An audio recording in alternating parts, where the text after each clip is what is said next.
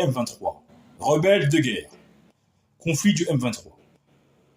Le conflit du M23 est une insurrection armée débutée en novembre 2021 par le mouvement du 23 mars dans l'est de la République démocratique du Congo. C'est la phase actuelle des conflits qui déstabilisent la région du Kivu depuis 2004.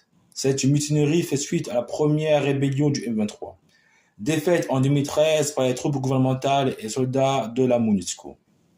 En novembre 2021, le mouvement du 23 mars reprend les armes, invoquant le non-respect de l'accord de paix de 2013 par le gouvernement congolais, ainsi que la protection de la minorité Tutsi du Kivu, contre les attaques des groupes Hutus, notamment les forces démocratiques pour la libération du Rwanda.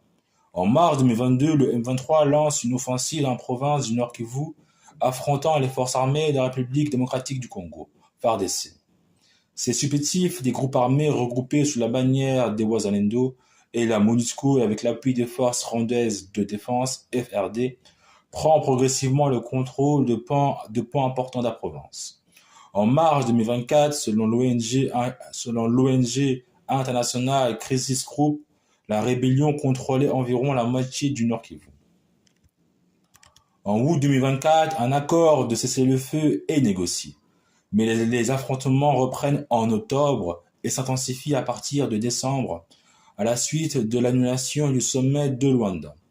Début 2025, le M23 prend le contrôle de Goma et Bukavu, les capitales provinciales du Nord Kivu et du Sud Kivu, et poursuit son expansion territoriale menant 2 fronts dans l'est de la RDC. Un au Nord Kivu où les rebelles tentent de progresser dans le territoire de Lubero, Masisi et Walikale.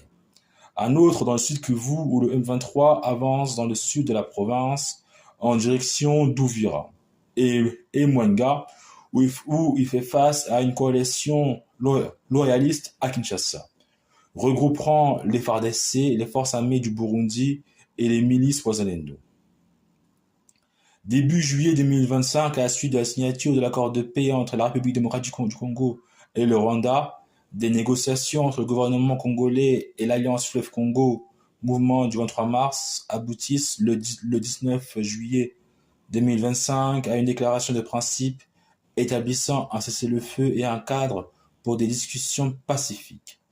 Malgré cet accord, les affrontements entre les forces loyalistes et la rébellion persistent et l'AFC M23 prend le contrôle d'Uvira en décembre 2025, se retirant un mois plus tard sous la pression des États-Unis d'Amérique.